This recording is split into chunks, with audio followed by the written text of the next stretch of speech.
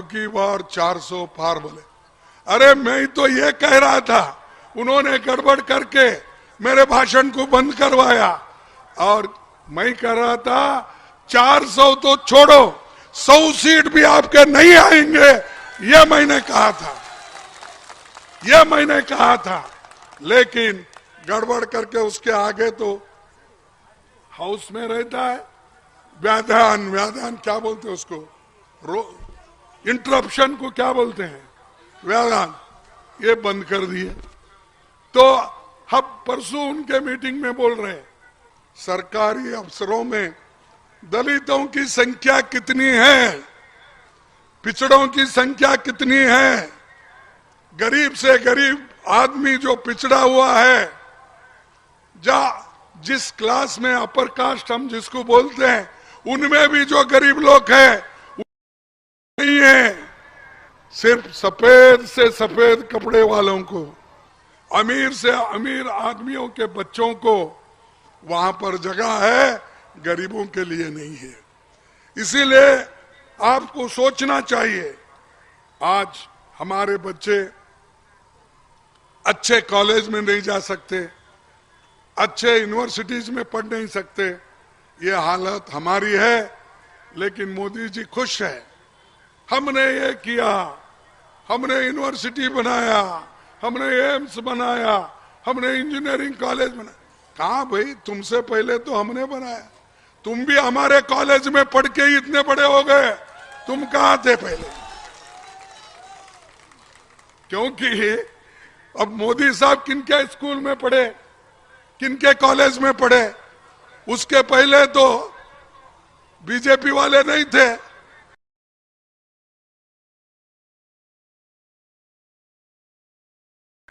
ये लोग वही स्कूल के लिए, ये लोग एक ही स्कूल खोलते थे कि देश तोड़ने के लिए, डिवाइड करने के लिए क्या काम करना चाहिए, ये ट्रेनिंग आरएसएस को देते थे, आज भी दे रहे हैं। तो ऐसे जिस स्कूल में आप पढ़े, जिस इंजीनियरिंग स्कूल में आप पढ़ के आगे आए, उनको ही गालियां देते सुबह से शाम तक। और आज इतने अत्याचार महिलाओं के ऊपर हो रहे, दलितों के ऊपर हो रहे हैं, लेकिन उधर कभी भी ध्यान उन्होंने नहीं दिया और उसके बारे में सोचा भी नहीं। यहां पर एक सामने महिला बैठी ठहरी थी, उसने रहा था कि बीजेपी वहां पर जो एक क्या नाम, वक्रिता क्या, वर्तिका क्या नाम था, तो उसको न्याय मिलना, ये कहने के लिए वहां ठहरी थी।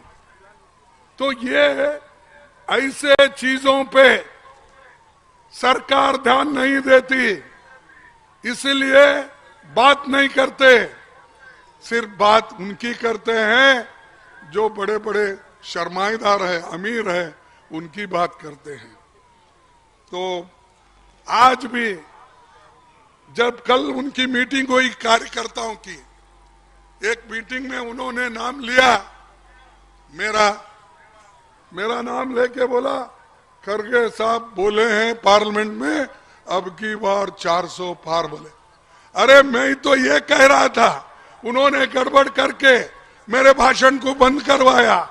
और मैं कह रहा था 400 तो छोड़ो, 100 सीट भी आपके नहीं आएंगे, ये मैंने कहा था, ये मैंने कहा था।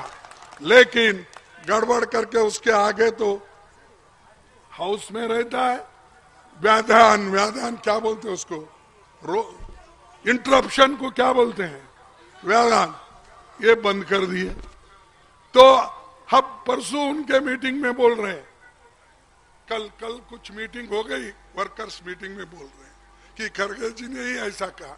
अरे खरगे जी ने ये कहने को तैयार है, तुम देश जितना जल्दी छोड़ेंगे, सत्ता कितनी जल्दी आपकी चले जाएगी, उतना देश के लिए अच्छा होगा, ये मेरा कहना है। और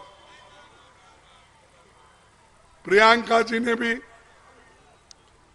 यूपी के सभी बेटियों को न्याय दिलाने के लिए सड़कों पर आई और उन्होंने एक स्लोगन दिया, मैं लड़की हूं, लड़ सकती हूं।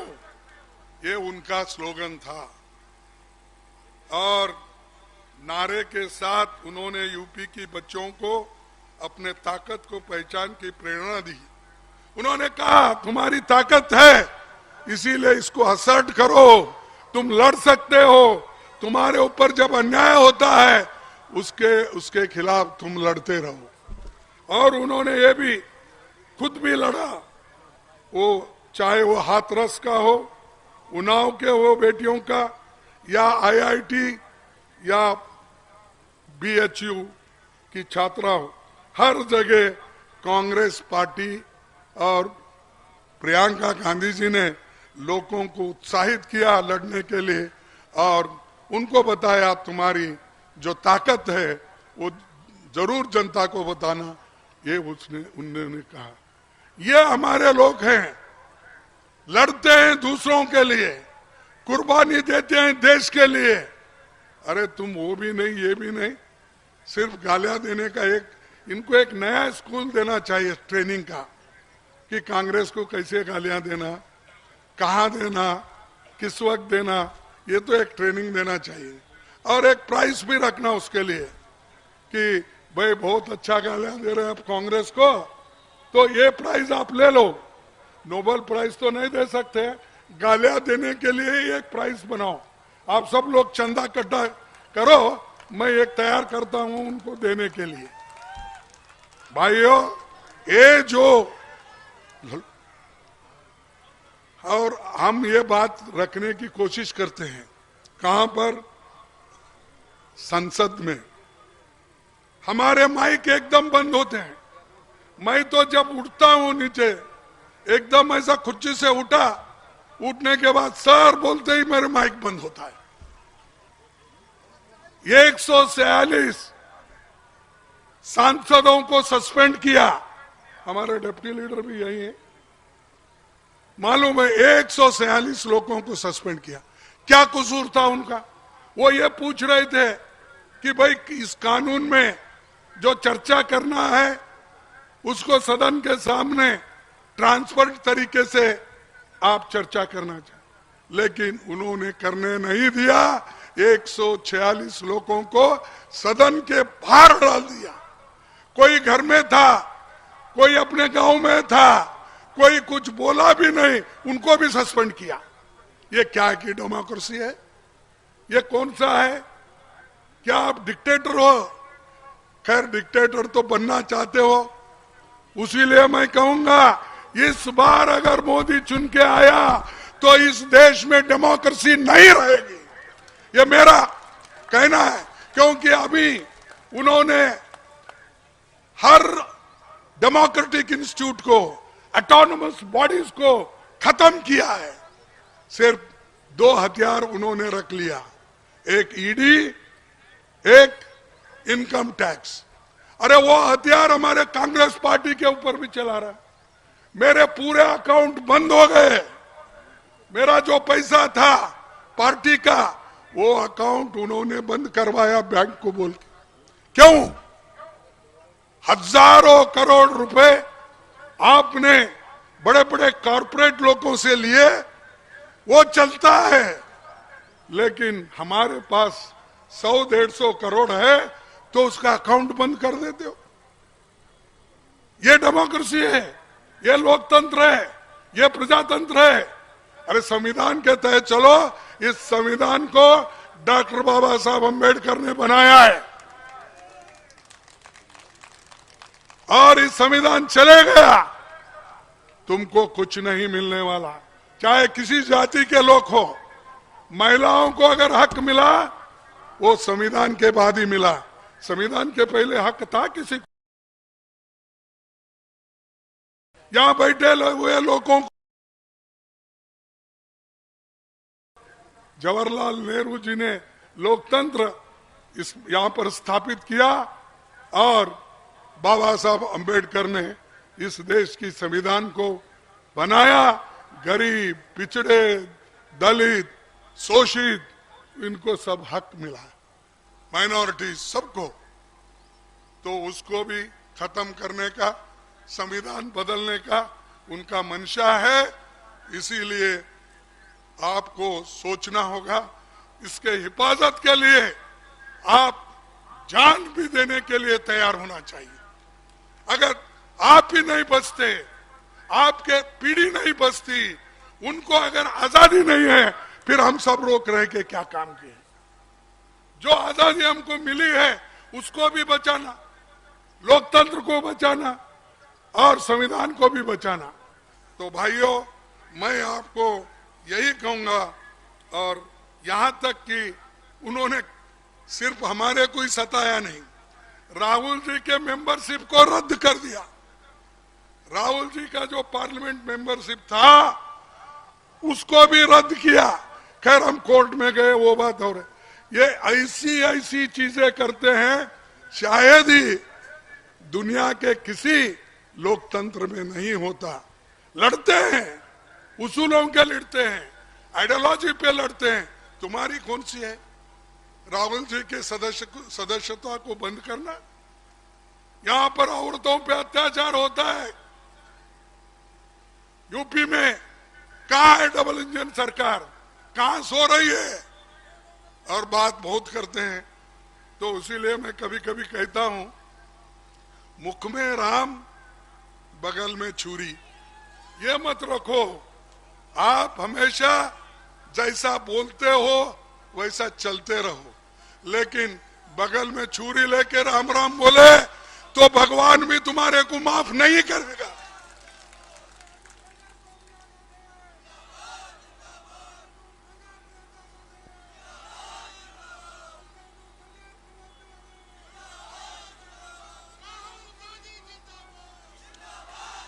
भाइयों, अब हमारे सारी शक्ति, हमारे को प्रेरणा देने वाले सिर्फ आप लोग हैं।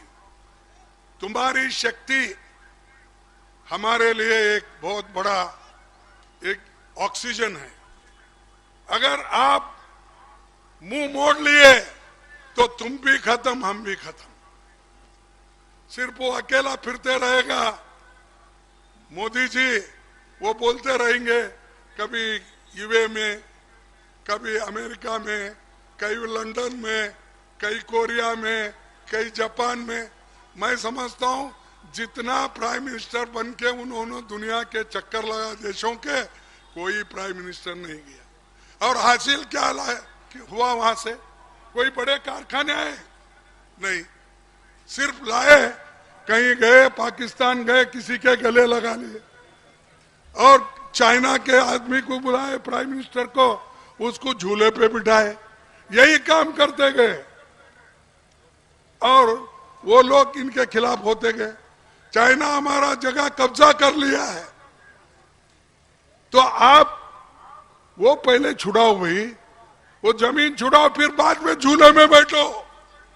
इधर झूले में बैठते हो लेकिन हमारी जमीन खिसकती जा रही है। तो ये मोदी जी की कला है। मोदी जी सिर्फ भाषण बहुत अच्छा करते हैं उनके। Welcome to K-Mall, a premium project by Kaleen Group. K-Mall is in the heart of Kolkata's electronic, garment and lifestyle hub, Khidirpur.